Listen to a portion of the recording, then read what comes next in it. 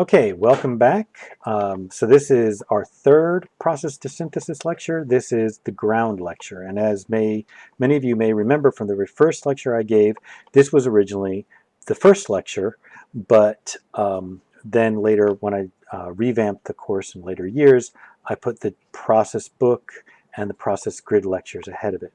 Speaking of the grid lecture, the grid display and process board lecture, it occurred to me that there was one other contemporary artist that many of you may be familiar with who also recently did some work with kind of large-scale grid display, and that was me. So I thought I would at least include one image from last year's faculty show from my two Sudoku board grids, and that piece, those two Sudoku boards, were very much about, in multiple ways, about my teaching and very much about specifically about this class, the process to synthesis class. And so if you want to learn more as to how the ideas of the process to synthesis class are reflected in this this display that was the faculty show last fall, then you can come and ask me questions about it, or you can watch the lecture that I made specifically for the reception for that show. And so anyway, this lecture is on ground and foundation, and the theme here is about the idea of where we begin and what we build our artwork or bodies of artwork on. And beginning is a theme of the whole start of the course, because we are beginning. And so like the first media assignment is the Big Bang, and it's all about how do we begin and starting strong. And then the next two media assignments are also very much about beginnings. They're about where do we begin from? Like, do we stand in the place that we are? Do we begin where we started from? Do we go back to foundations? And so that's what this course is also about. So there's three main themes, or not this course, this lecture is about. Three main themes to this lecture. The first one is the stand your ground or stand in the place where you are theme, which is about this idea of, should artists make artwork that's about where they come from culturally, where they come from? I mean, to put it in a very personal form, you are all young Southern artists. Should your artwork be about being a young Southern artist? And the answer is maybe. You don't have to. It is not a requirement, right? But many artists have made artwork that is about where they came from culturally and geographically and their experiences. And the second theme is back to basics. One of the answers would be, yeah, we should make artwork about where we come from, but that can be not so much personal. It could be about going back to the beginning of our media, of our discipline. If I'm a painter, it should be going back to what's basic about being a painter. If I'm a sculptor, it should be going back to what's basic about being a sculptor. And many artists have made artwork on that premise. But that also then leads to this other idea that artists often will look to the past as a way of finding a good place to begin. So we will talk about all of those. So first, let's start with this idea of stand in the place where you are. We're going to listen to a very short clip of the song. I'm playing it loud, so I'm hoping that you guys can hear it, because I'm recording a video of me watching a video, which... Stand in the place where you live. So I picked, we don't have to listen to the whole thing. I picked the little Lego video. When I picked that little Lego video, it was just at the start of that trend of people making little Lego animation videos for various things.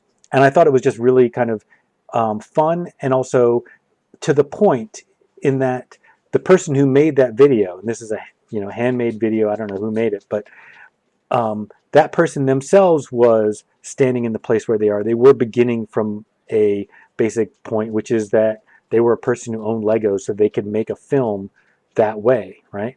So it's very much about begin with what you've got at hand.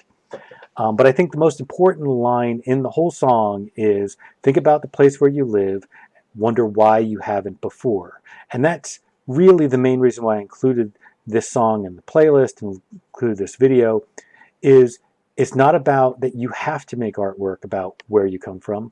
It's about that you should think about it. You should think about why you don't use it as a source, why some artists do. So let's move on to the next slide, which I might be able to. No, I may not be able to. I have to. There we go. So next slide. So next we're going to be talking about some artists who really did base their career on starting from where they came from. Those of you who have taken photo 1 or photo 2 probably know William Eggleston quite well. William Eggleston is a very important photographer in the history of photography after the 1950s. And one of the reasons is because he was one of the first photographers to make color photography legitimate in the art world. But another reason is because he very much made photography being about the personal and about where you come from personally. He very much made that also an acceptable part of fine art photography. And many of the photographers who came after him were very much indebted to him. And so he was from the area around Memphis, northern Mississippi, just outside of Memphis, and grew up in Memphis. And his artwork is very much about observing that world. And unlike a lot of other artists, it was very much about being very particular to the local. And for whatever reason, in the 60s and in the 70s, it connected with people.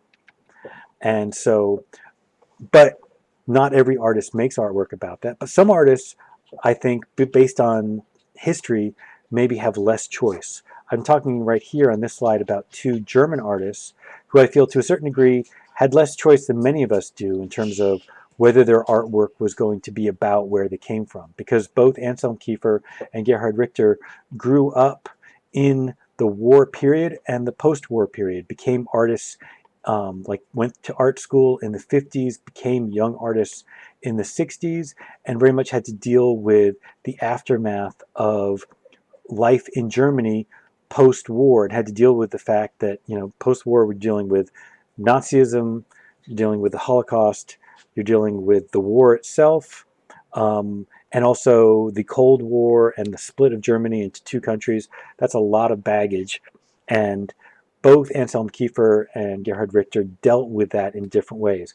Kiefer maybe more symbolically, but also more directly, and Richter in a more kind of clinical and kind of stepped back, sort of ironic way. Takashi Murakami, also an artist who was dealing with a post-war country, dealing with post-war Japan, and he had a different solution to the problem. He was the founder of what is called the Super Flat School, and his point of view was that in Japan especially, but after the war, all culture, all art history, all pop culture was flattened into one reality.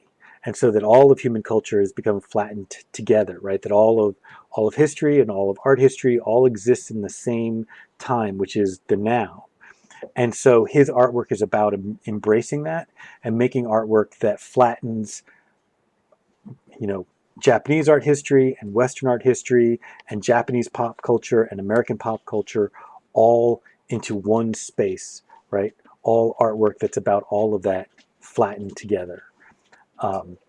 And there are a number of artists, some who are associated with the Super Flat School, some who are definitely members of. Chiho Awashima is definitely a member of, whereas artists like Nara and Hiroshi Sujito are more just associated with the Super Flat School, but they're all artists Japanese artists today, who are alive today and making art today, who are making artwork that is about that kind of same idea that pop culture, there's no difference between pop culture and fine art culture, no difference between Western culture and Asian culture or Japanese culture. It is all one source.